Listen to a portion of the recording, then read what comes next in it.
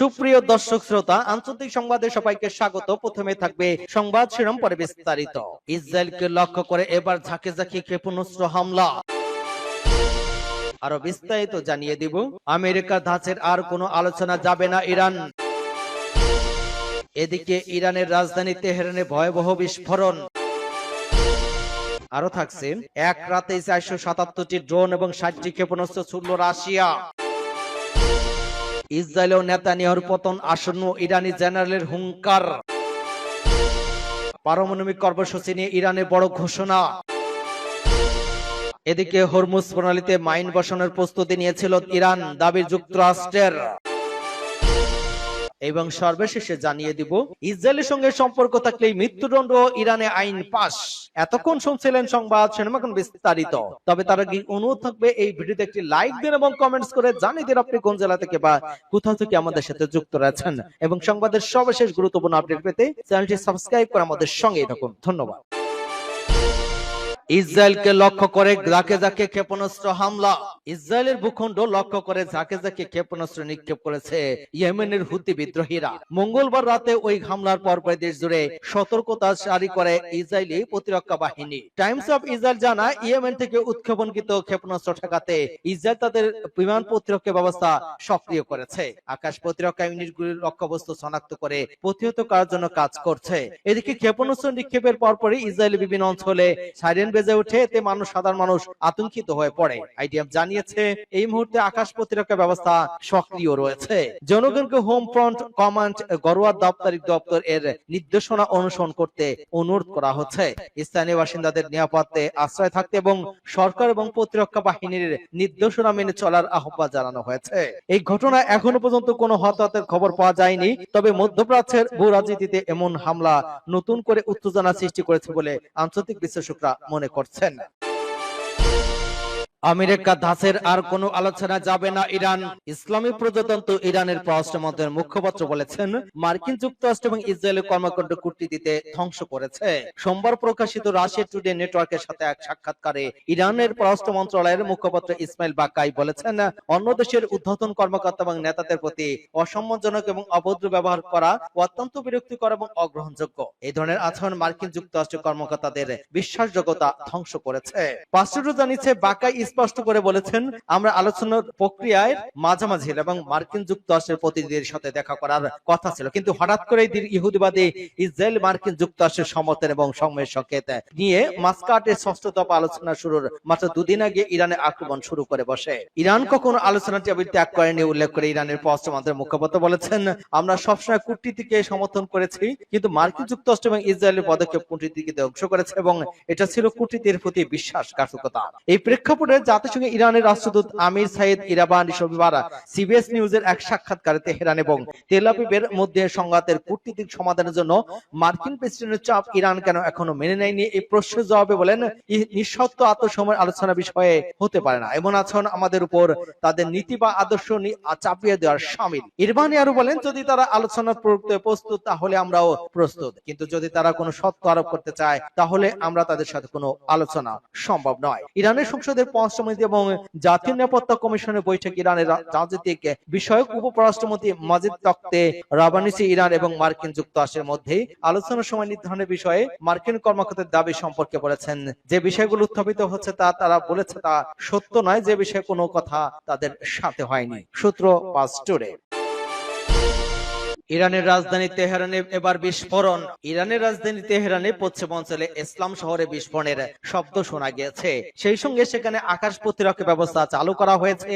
প্রত্যক্ষদর্শীদের social media বরাত দিয়ে ইরান ইন্টারন্যাশনাল লাইভ প্রতিবেদনে ওই তথ্য জানানো হয়েছে। তবে ঠিক কি কারণ এই বিস্ফোরণ হয়েছে, এতে কি পরিমাণ ক্ষয়ক্ষতি বা হতাহতের ঘটনা ঘটেছে, সেই সম্পর্কে বিস্তারিত কিছু জানেনি সংবাদ মাধ্যমটি। ইরান ইন্টারন্যাশনাল পোস্ট করা ভিডিও বা দফায় দফায় বিস্ফোরণের শব্দ শোনা গিয়েছে। সেই সঙ্গে আকাশ আলোর ঝলকানি দেখা দিয়েছে। এর আগে 12 দিনের সংঘাত শেষে ইসরায়েলের সঙ্গে ইরানের যুদ্ধবিরতি হয় গত মঙ্গলবার। যুদ্ধবিরতির পরে উভয় দেশই একে অপরের বিরুদ্ধে যুদ্ধবিরতি লঙ্ঘনের অভিযোগ জানিয়েছে। সেই সঙ্গে ইরান দাবি করেছে, যুদ্ধবিরতি হলেও ইসরায়েল যে কোনো সময় হামলা চালাতে পারে। এছাড়া দেশটির পক্ষ থেকে আরো বলা হয়েছে, যুদ্ধবিরতির মধ্যেও ইসরায়েল সর্বোচ্চ নেতা আয়াতুল্লাহ আলী খামেনিকে হত্যার চেষ্টা চালাচ্ছে। এক রাতে 477 ড্রোন এবং 60টি ক্ষেপণাস্ত্র ছুড়ল রাশিয়া। রাশিয়া ইউক্রেনে চালানো এক হামলায় 477টি ড্রোন এবং 60টি ক্ষেপণাস্ত্র ছুড়েছে। রাতভর ওই হামলা চালায় মস্কো। রাশিয়ার ওই হামলাকে সাম্প্রতিক সপ্তাহগুলোর মধ্যে সবচেয়ে বড় এবং তীব্র হামলা বলে জানিয়েছে ইউক্রেনের সামরিক কর্মকর্তারা। রাশিয়ার ওই হামলা চালানোর সময় প্রতিহত করতে গিয়ে ইউক্রেনীয় F-16 যুদ্ধবিমান বিধ্বস্ত হয় এবং পাইলট নিহত হন না। ইউক্রেনের বাহিনী জানিয়েছে তারা আক্রমণের সময় 211টি ড্রোন এবং 38টি ক্ষেপণাস্ত্র ভূপাতিত করেছে। রাশিয়ার ব্যাপক আক্রমণে প্রতিহত করার জন্য শত্রু বিমান হামলার উপর কাজ করতে পারে এমন প্রতিরক্ষা ব্যবস্থা মোতায়েন করা হয়েছিল। বিমানে হামলায় ঘরবাড়ি, অবকাঠামো এবং শিল্প স্থাপনার ক্ষতিগ্রস্ত হয়েছে। লবিভ, পোলদাভা, মাইকোলাভ, ডিনিসপোর, তেরুগিস এবং ইভানো ফ্রাস্কি ব্যাপক বিস্ফোরণের খবর পাওয়া গিয়েছে। চেরকোভে বহুতল ভবন, একটি কলেজ ক্ষতিগ্রস্ত হওয়ার পর এক শিশু ও 6 জন আহত হয়েছেন। গভর্নর ইয়োর তাবুরেটস এসব তথ্য জানিয়েছেন। স্থানীয় কর্তৃপক্ষ প্রকাশিত ভিডিও দেখা গিয়েছে ভাঙা জানালা সহ পুড়ে যাওয়া ভবন এবং জরুরি কর্মীরা বাসিন্দাদেরকে সরিয়ে নিচ্ছেন। এদিকে ইউক্রেন নিশ্চিত করেছে যে ওই অভিযানের সময় তারা তাদের তৃতীয় F-16 জেট বিমান হারিয়েছে এবং পাইলট হামলা প্রতিহত করার সময় নিহত হয়েছেন।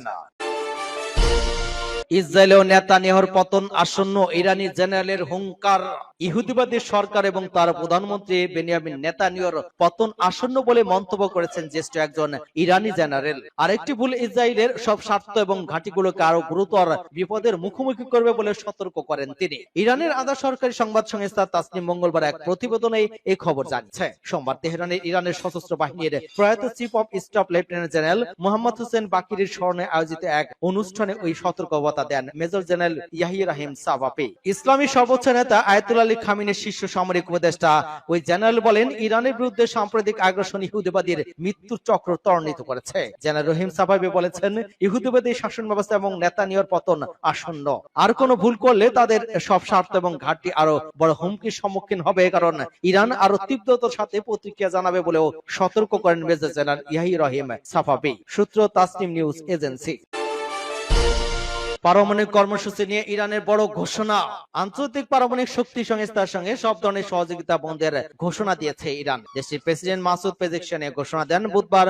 রাষ্ট্রীয় সংবাদ মাধ্যম প্রেস টিভির বরাতে কাতার ভিত্তিক আল জাজিরা ওই খবর দিয়েছে। এদিকে ইরানের আধা সরকারি বার্তা সংস্থা তাসনিম নিউজ এজেন্সি জানিয়েছে, সম্প্রতি পার্লামেন্টে পাশ হওয়া একটি আইনে আইএইএ এর সঙ্গে সম্পর্ক ছিন্ন করার নির্দেশনা ছিল, যেটি প্রেসিডেন্ট এখন অনুমোদন দিয়ে কার্যকর করেছেন। ফলে দেশটির সরকারের জন্য আইএইএ এর সঙ্গে সব ধরনের সহযোগিতা বন্ধ রাখা এখন এই আইনগত বাধ্যতামূলক। বিশ্লেষকদের মতে ওই পদক্ষেপ পারমাণবিক পর্যবেক্ষণ ব্যবস্থা বড় ধরনের বিপর্যয় ডেকে আনতে পারে এবং তেহরানের পরমাণু কর্মসূচি ঘিরে আন্তর্জাতিক উদ্বেগ আরো বাড়াবে। ইসরায়েল এবং যুক্তরাষ্ট্রের সঙ্গে সাম্প্রতিক সংঘর্ষের পর ইরান এবং জাতিসংঘের পারমাণবিক সংস্থার মধ্যে সম্পর্ক আরো অবনতি দিকে দিয়ে যায়। উল্লেখ্য, গত 13 জন ইরানের সঙ্গে সামরিক এবং পারমাণবিক গবেষণা স্থাপনা বিমান হামলা চালায় ইসরায়েল। এর জবাবে তেহরান ইসরায়েল লক্ষ্য করে ড্রোন এবং ক্ষেপণাস্ত্র ছোড়ে।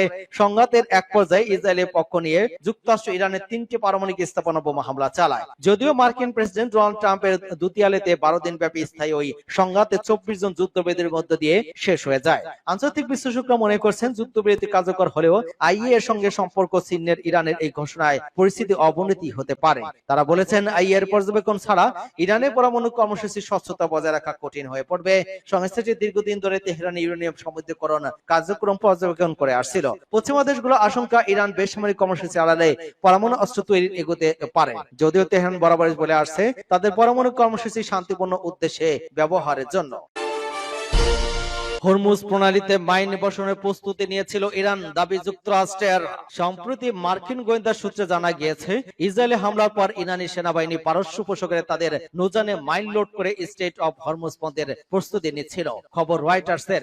মার্কিন দুই কর্মকর্তার বরাদ্দে জানা যায়, জুনের 13 তারিখে ইসরায়েলে ইরানে ক্ষেপণাস্ত্র হামলার পর ওই মাইন লোড করার ঘটনা ঘটে। তারা জানান, ওই তথ্য আগে প্রকাশিত হয়নি এবং বিষয়টি অত্যন্ত সংবেদনশীল গোয়েন্দা তথ্যের উপর ভিত্তি করে বলা হচ্ছে। তবে এখনো পর্যন্ত ওইসব মাইন স্টেডি বসানো হয়নি। যদিও ওই পদক্ষেপ ইরানের পক্ষ থেকে একটি সত্যবার্তা বলে মনে করছে যুক্তরাষ্ট্র। বিশ্বের অন্যতম ব্যস্ত সামরিক বাণিজ্য পথ হরমুজ প্রণালী বন্ধের হুমকি কার্যকর করার প্রস্তুতি ছিল এটি। বিশ্বের প্রায় 1/5 তেল এই সরবরাহ এই প্রণালী দিয়ে হয়ে থাকে। এটি বন্ধ হলে বৈশ্বিক জ্বালানি বাজারে বড় ধরনের বিপর্যয়ের আশঙ্কা দেখা দিত। উল্লেখ্য, যুক্তরাষ্ট্র যখন ইরানের পরমাণু স্থাপনা হামলা চালায়, ঠিক তারপরে তিনি 22 জুন ইরানের পার্লামেন্টে স্টেট অফ হরমুজ বন্ধ করার একটি প্রস্তাবে সমর্থন দেয়। যদিও এটি বাধ্যতামূলক ছিল না এবং চূড়ান্ত সিদ্ধান্ত সিদ্ধান্ত নেওয়ার দায়িত্ব ছিল ইরানের সর্বোচ্চ নিরাপত্তা পরিষদের উপর। ইরানের অতীতে বহুবার হরমুজ প্রণালী বন্ধের হুমকি দিয়েছে, তবে এখনো পর্যন্ত বাস্তবে কোনোবারই সেটি পদক্ষেপ নেয়নি। মার্কিন কর্মকর্তারা জানান এটি এক ধরনের ছলচাতুরি হতে পারে, যা দিয়ে ইরান যুক্তরাষ্ট্রকে তাদের প্রস্তুতি সম্পর্কে সচেতন করার মাধ্যমে কৌশলগত প্রভাব ফেলতে চেয়েছে। তবে এটি সত্যিকারের সামরিক প্রস্তুতি হতে পারে যদি ইরানের শীর্ষ নেতারা প্রণালী বন্ধের নির্দেশ দিতেন। 2019 সালের হিসেব অনুযায়ী ইরানের হাতে 5000-এর বেশি নো মাইন রয়েছে, যেগুলো দ্রুত ছোট এবং উচ্চ গতির নৌযান দিয়ে স্থাপন করা সম্ভব। যুক্তরাষ্ট্রের পঞ্চম নৌবহর অবস্থান করে এবং এই অঞ্চলে বাণিজ্যিক নিরাপত্তা রক্ষা করে থাকে। ইরানে হামলার আগে ওই অঞ্চলে সব অ্যান্টি মাইন জাহাজ সরিয়ে নেওয়া হয়েছিল সম্ভাব্য পরিস্থিতির আশঙ্কায়। ইরানের সরাসরি প্রতিশোধ সীমিত থাকলেও মার্কিন কর্মকর্তারা ভবিষ্যতে আরো হামলার আশঙ্কা উড়িয়ে দিচ্ছেন না। হরমুজ প্রণালী ওমান এবং ইরানের মধ্যমন্ত্রী অবস্থায় অবস্থিত পারস্য উপসাগরকে আরব সাগরের সঙ্গে সংযুক্ত করেছে। এসব সবচেয়ে সরু অংশ 21 মাইল চওড়া এবং প্রতিদিকে মাত্র 22 মাইল সশস্ত্র নৌ চলাচল পথ রয়েছে। ইসরায়েলের সঙ্গে সম্পর্ক থাকলে মৃত্যুদণ্ড, ইরানে আইন পাশ। দখলদার ইসরায়েল এবং তার মিত্র দেশ মার্কিন যুক্তরাষ্ট্রের সঙ্গে সহযোগিতামূলক সম্পর্ক থাকলে পেতে হবে মৃত্যুদণ্ড। এছাড়া অন্য শত্রু দেশগুলোর সঙ্গে ইরানের কোনো মানুষ যোগাযোগ থাকলে ওই একই শাস্তি পেতে হবে। মঙ্গলবার ইরানের সংসদে নতুন ওই আইন পাশ হয়েছে। নতুন আইনে বলা হয়েছে, ইসরায়েল এবং যুক্তরাষ্ট্রের হয়ে গোয়েন্দা কার্যক্রম চালানো, গুপ্তচরগিরি, ইসরায়েল এবং যুক্তরাষ্ট্র বা অন্য শত্রু দেশের সঙ্গে কোনো সম্পর্ক পৃথিবীতে দুর্নীতির অপরাধ হিসেবে বিবেচিত হবে, যার শাস্তি হলো মৃত্যুদণ্ড। বিশেষভাবে ইসরায়েলের কথা উল্লেখ করে বলা হয়েছে, যারা ইসরায়েলকে সামরিক, আর্থিক এবং প্রযুক্তিগত সহায়তা দিবে তাদের সর্বোচ্চ শাস্তি ভোগ করতে হবে। অপরদিকে স্টারলিং সহ অন্যান্য অনুমোদিত ইন্টারনেট সেবার সরঞ্জাম করায়, বিক্রি এবং কারো কাছে রাখা গুরুতর অপরাধ হিসেবে বিবেচিত হবে। এই অপরাধে অভিযুক্ত হলে তাকে 6 মাস থেকে 2 বছরের কারাদণ্ড পেতে হবে। আর যারা এসব নিষিদ্ধ যন্ত্রাংশ 10টির বেশি উৎপাদন বা আমদানি করবে তাদের থেকে 5 থেকে 10 বছরের কারাদণ্ড দেওয়া হতে পারে। এছাড়া কেউ যদি সামরিক ড্রোন তৈরি করে সাইবার হামলা করে বা শত্রুদের জন্য ইরানে অবকাঠামোয় কোনো নাশকতামূলক কাজ করে তাকে মৃত্যুদণ্ড দেওয়া হবে। এমনকি যদি কেউ এই ধরনের কোনো চেষ্টা চালায় তাকেও মৃত্যুদণ্ড পেতে হবে।